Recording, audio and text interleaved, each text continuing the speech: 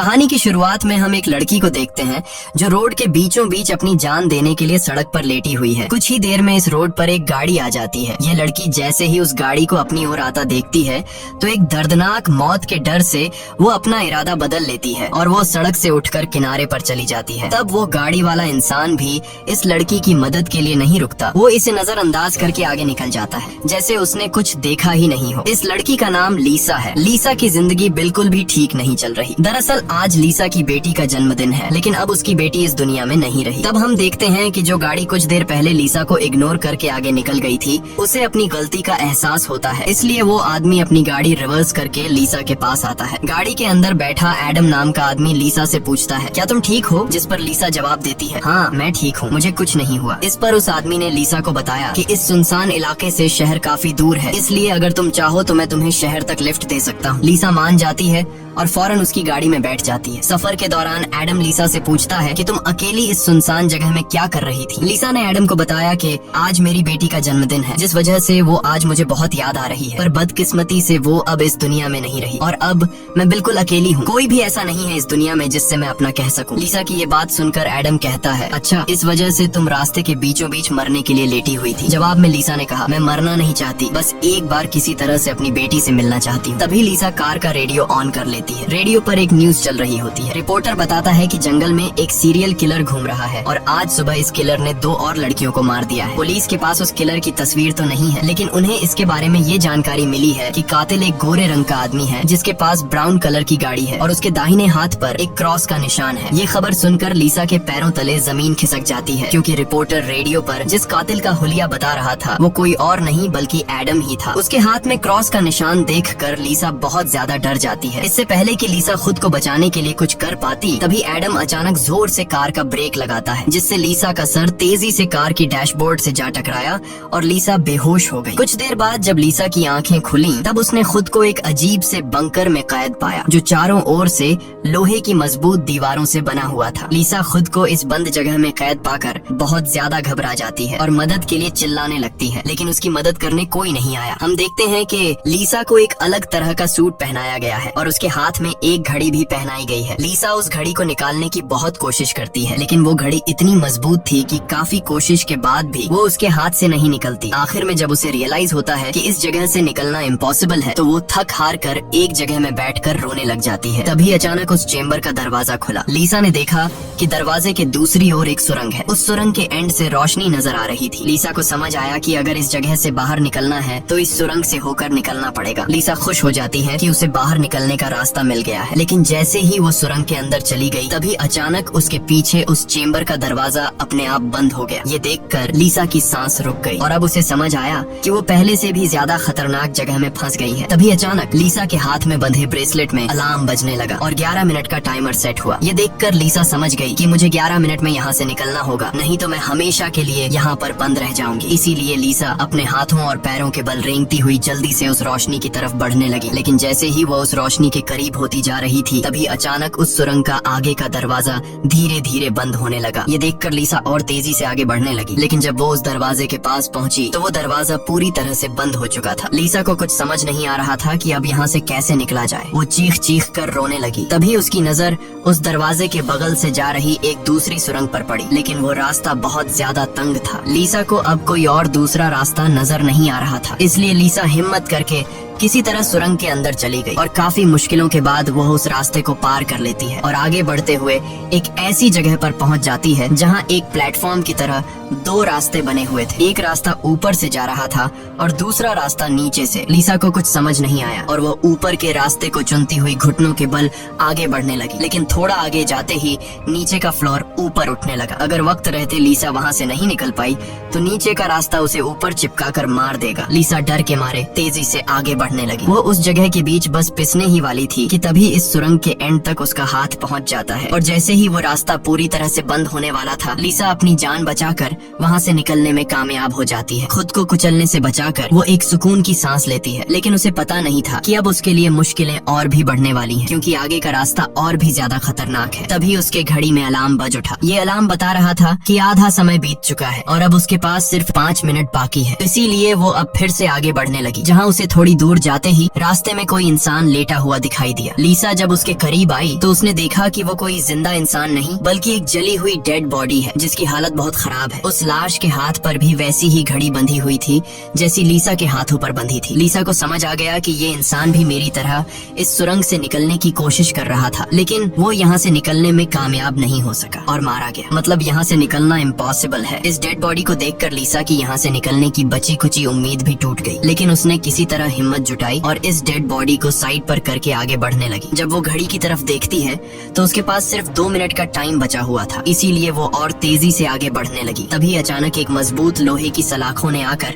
उसका रास्ता रोक दिया। साथ ही उस सुरंग की दीवारों में से ढेर सारे हीटिंग पाइप निकलकर बाहर आने लगे और उस जगह को गर्म करने लगे। ये देख लीसा पूरी तरह से घबरा गई। वो समझ गई कि जल्द ही उसकी भी लाश उस जले हुए इंसान की तरह इस सुरंग में पड़ी होगी। उसे आगे क्या करना है कुछ समझ नहीं आ रहा था। तभी उसके पीछे दीवार का एक छोटा सा सेक्शन खुल गया, जिसे देख लीसा पीछे की तरफ रेंगती हुई उसके अंदर घुस गई। अगले ही पल एक कांच के दरवाजे ने इस सेक्शन को पूरी तरह से बंद कर दिया। जैसे ही लीसा के हाथ में बंधी घड़ी में टाइमर 0 पर पहुंचा, तभी उन हीटिंग पाइप से आग फुवारे की तरह निकलने लगी और देखते ही देखते वो पूरी सुरंग आग की लपटों में डूब गई। लीसा जिस सेक्शन में बंद थी वह पूरी तरह से सिक्योर था, जिस वजह से उसकी जान बच गई। कुछ देर बाद वो हीटिंग पाइप्स वापस दीवार में चली गई। लीसा जिस सेक्शन में बंद थी उस चेम्बर का दरवाजा खुल गया। लीसा ने जो कुछ अभी अपनी आंखों के सामने देखा, उस वजह से लीसा उस सेक्शन से बाहर नहीं निकलना चाहती थी, पर उस सेक्शन की दीवार लीसा को बाहर धकेल देती है और पहले की तरह अपने आप सुरंग से जुड़ गई। लीसा जैसे ही वहाँ से बाहर आई तभी उसकी घड़ी में फिर से 11 मिनट का टाइमर सेट हुआ। वह जैसे ही थोड़ा आगे बढ़ी तभी उस सुरंग का ऊपरी हिस्सा नीचे आने लगा और बिल्कुल उसके साथ आकर चिपक गया। बस इतना गैप बचा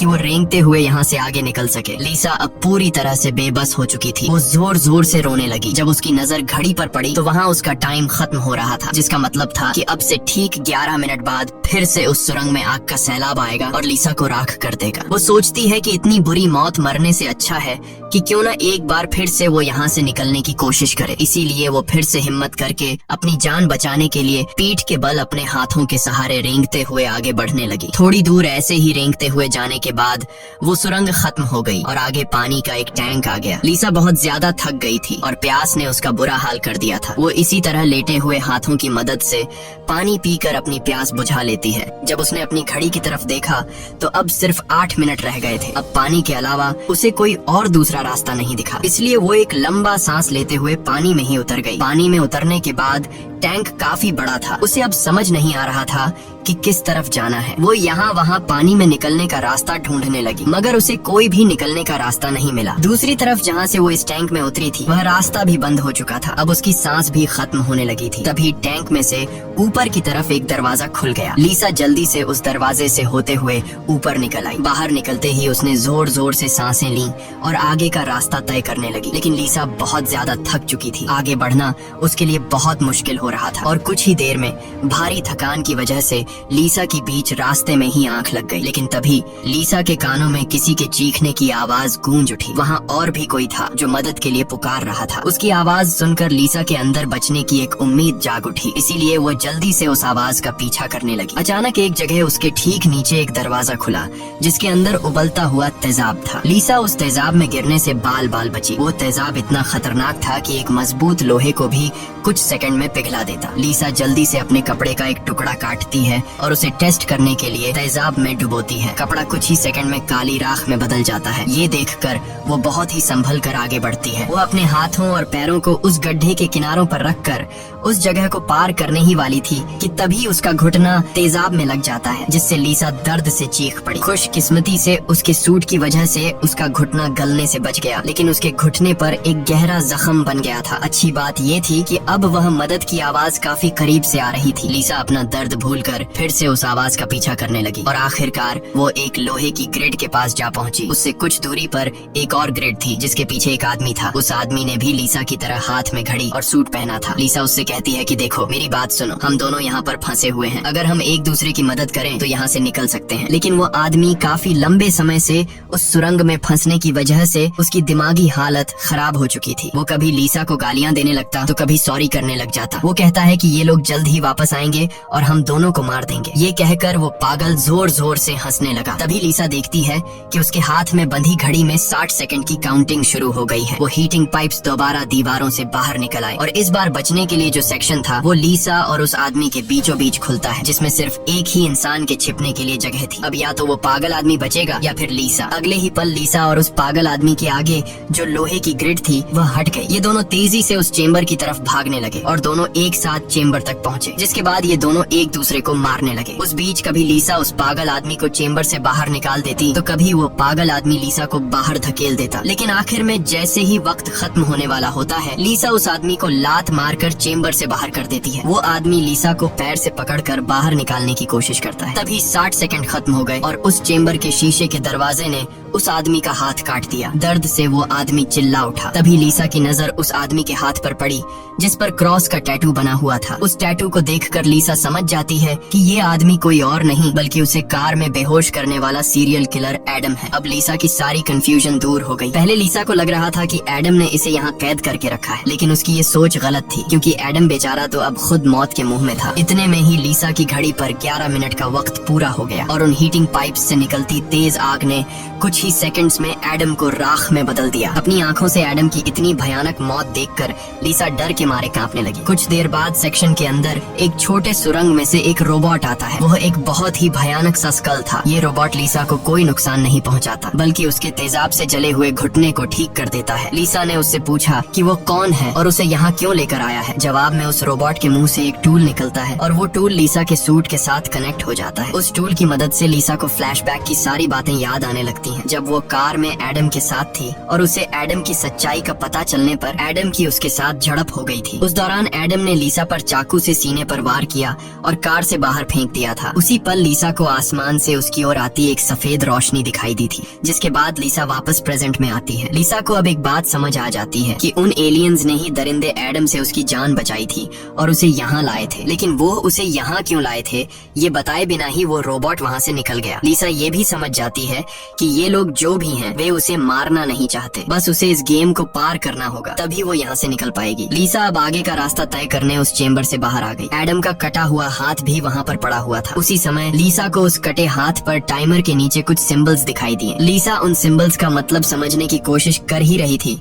कि तभी एक घूमता हुआ पंखा उसकी ओर आने लगा। उसे देख लीसा अपनी जान बचाने के लिए पीछे हटने लगी और उससे बाल बाल बचती हुई एक छेद से ऊपर की सुरंग में चली गई। तभी अचानक उसे सुरंग के ऊपर से किसी के चलने की आवाज सुनाई दी। वो आवाज एक जगह पर जाकर रुक गई। उस जगह पर सुरंग का ढक्कन खुला और उसमें से एक भयानक सा क्रीचर उतरा, जो देखने में तो इंसान था लेकिन जानवरों की तरह घुरा रहा था। उसका शरीर पूरी तरह से जल चुका था और उसकी आंखें सफेद पत्थर की तरह चमकदार थीं। तभी लीसा की नजर उसके कटे हुए हाथ की तरफ गई। उसका कटा हुआ हाथ देखकर लीसा समझ गई कि वो कोई और नहीं बल्कि एडम है, जो जलने के बाद एक राक्षस में बदल चुका है। अब वो लीसा को मारना चाहता था। एडम की आंखें जल गई थीं, इस वजह से वह लीसा को देख तो नहीं सकता था पर वो सुन सकता था। लीसा चुपचाप धीरे धीरे आगे बढ़ने लगती है, लेकिन तभी उसकी घड़ी के फर्श पर टकराने से एक हल्की सी आवाज गूंज उठी, जिससे एडम को उसकी भनक लग गई और तेजी से लीसा को मारने के लिए उसके पीछे आने लगा। लीसा उसके हाथ लगने ही वाली थी कि तभी लीसा एक पतली सुरंग से उस पार चली गई। एडम को कुछ नजर न आने की वजह से वह उस जगह को पार नहीं कर पाया। लीसा उस सुरंग से आगे बढ़ती हुई एक ऐसी जगह पर पहुंची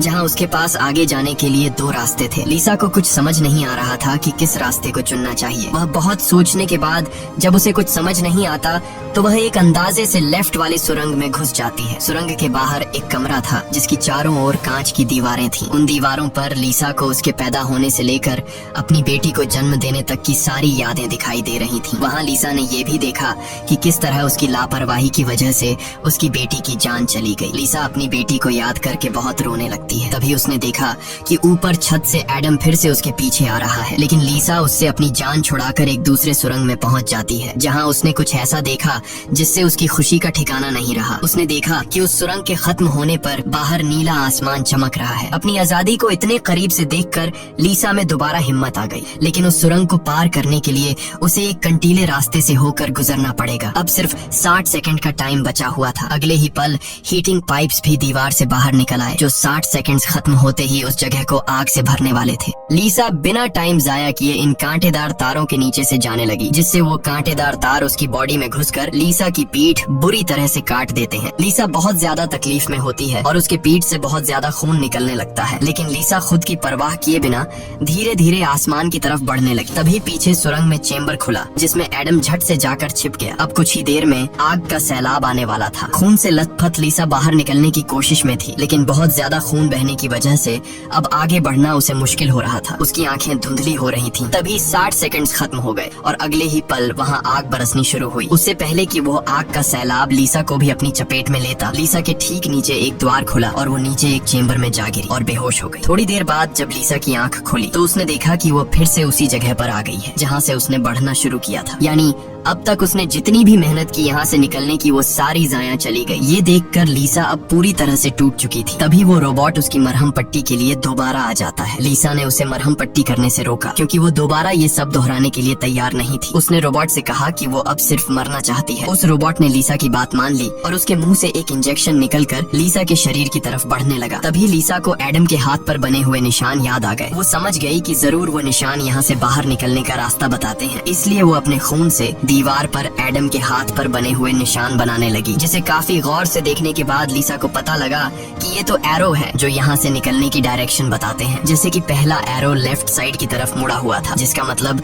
रास्ते में आने वाली पहली 2 सुरंगों में से उसे लेफ्ट साइड वाली सुरंग के अंदर जाना चाहिए। दूसरे नंबर का एरो राइट साइड की ओर मुड़ा हुआ था, यानी पहली सुरंग को पार करने के बाद जब फिर से एक साथ 2 सुरंगें आएंगी तब राइट साइड वाली सुरंग के अंदर जाना चाहिए। उसे लगा कि जरूर मेरे हाथ की घड़ी के नीचे भी इसी तरह के सिंबल्स बने होंगे जो यहाँ से बाहर निकलने की डायरेक्शन बताते हैं। ये समझते ही लीसा ने उस रोबोट से उसके जख्मों को ठीक करने को कहा। जख्मों की मरहम पट्टी होते ही वो एक नई उम्मीद के साथ फिर से इन टनल्स में निकल पड़ी। लीसा पहले भी इन सुरंगों से गुजर चुकी थी, इसलिए वह बड़ी आसानी से उन सुरंगों को पार करते हुए आगे बढ़ने लगी और उस तेजाब से भरे गड्ढे के पास जाकर रुक गई। वहाँ उसने अपनी घड़ी को तेजाब में जलाकर उसे अपनी कलाई से अलग किया। उसकी कलाई पर भी ठीक वैसे ही सिंबल्स थे जैसे एडम के हाथ पर थे, बस उनमें थोड़ी बहुत चेंजिंग थी। लीसा उस जली हुई घड़ी को अपने हाथों में लिए हुए आगे बढ़ने लगी और उस जगह पर पहुंच गई जहां उसने पहली बार इन 2 टनल्स में से लेफ्ट वाले टनल को चुना था, लेकिन सिंबल्स के मुताबिक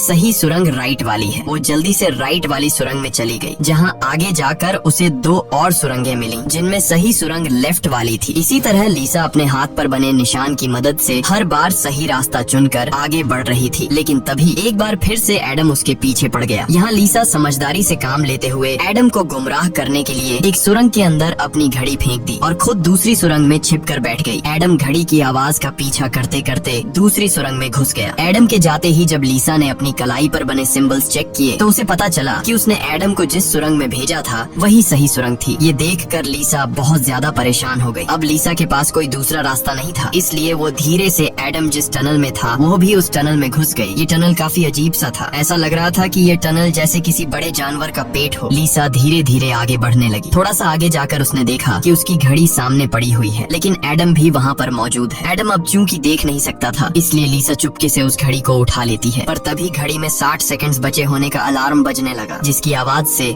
एडम को लीसा की भनक लग गई। वह दोबारा लीसा का पीछा करने लगा। उससे बचने के लिए लीसा जिस रास्ते से आई थी उसी रास्ते से वापस भागने लगी। उस वक्त लीसा की घड़ी में 60 सेकंड्स का काउंटिंग शुरू हो चुका था और सुरंग से हीटिंग पाइप्स भी निकल आए थे। साथ ही सुरंग में बचाव चेम्बर भी खुल चुका था। लीसा जल्दी से उस चेम्बर में जाकर छिप गई। एडम भी वहाँ तक पहुँच जाता है, लेकिन अब काफी देर हो चुकी थी क्योंकि उस चेम्बर को शीशे के दरवाजे ने बंद कर दिया था। यहाँ लीसा एडम को चिढ़ाने के लिए उसे मिडिल फिंगर दिखाती है, पर बदकिस्मती से इस बार आग बरसाने वाले हीटिंग ट्यूब्स आग बरसाए बिना ही अंदर चले गए, जिसके बाद चेम्बर का दरवाजा भी खुल गया और अगले ही पल एडम लीसा पर टूट पड़ा। लीसा भी खुद को बचाने के लिए एडम से लड़ पड़ी और उस शैतान के सर को अपने पैरों से दबाने लगी। पीछे से चेम्बर की दीवार भी लीसा को आगे की तरफ धकेलने लगा, जिससे उस शैतान एडम का सर कुचल गया और फाइनली लीसा को एडम से छुटकारा मिल गया। लीसा अब अपने रास्ते पर आगे बढ़ने लगी, जहाँ आगे चलकर उसे वापस 2 रास्ते मिले। उसकी कलाई पर बने सिंबल्स के मुताबिक उसे राइट वाले सुरंग से जाना था और ये उस भूल भुलैया की आखिरी सुरंग थी। लेकिन तभी लेफ्ट वाली सुरंग से एक लड़की बाहर निकल आई। उसे देख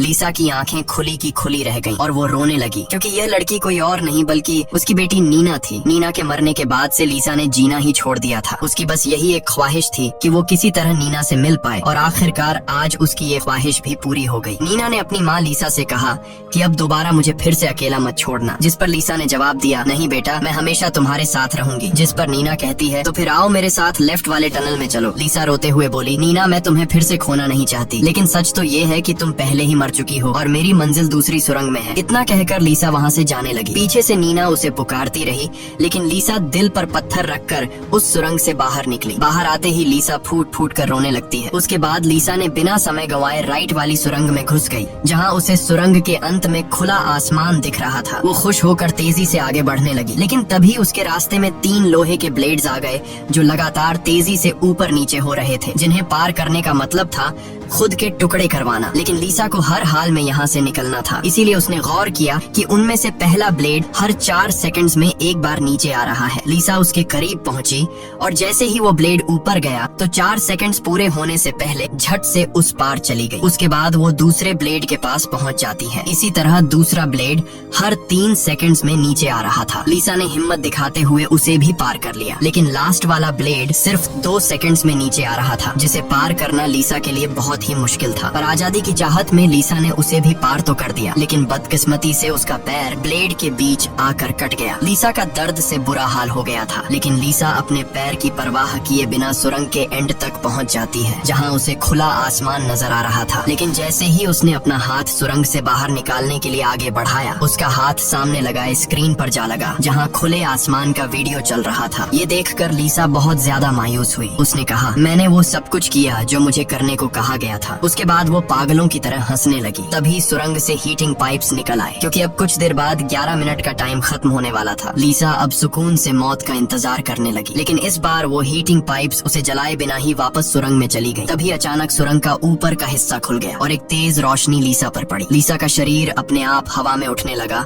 और उस रोशनी में समा गया। थोड़ी देर बाद जब लीसा की आंख खुली तो उसने खुद को एक झरने के किनारे पाया, जिसे देख लीसा के चेहरे पर मुस्कान वापस लौट आई। वहाँ पर नीना भी मौजूद थी। लीसा ने नीना से पूछा, क्या मैं मर चुकी हूँ? इस पर नीना ने कहा, तुम्हारा शरीर एक बार नहीं बल्कि अब तक कई बार मर चुका है। लीसा ने फिर से पूछा कि अब यहाँ मुझे क्या करना है? जिस पर नीना ने जवाब दिया, यहाँ तुम्हें बस जीना है और कुछ नहीं करना। यहाँ हमें पता चलता है कि जिस जगह पर लीसा अब मौजूद थी वो जगह दुनिया नहीं बल्कि कुछ और ही थी और किसी स्वर्ग की तरह खूबसूरत थी। इस फिल्म की शॉर्टकट एक्सप्लेनेशन ये है कि लीसा जब एडम के साथ कार में सफर कर रही थी, तब एडम ने लीसा पर चाकू से वार करके उसे मार दिया, जिसके बाद वह सीधा नरक पहुंची। वहाँ उसके पाप धुल गए और एंड में वह स्वर्ग जा पहुंची। इसी के साथ ये कहानी खत्म हो जाती है। अगर वीडियो आपको अच्छी लगी हो तो हमारे चैनल को सब्सक्राइब और वीडियो को लाइक कीजिए।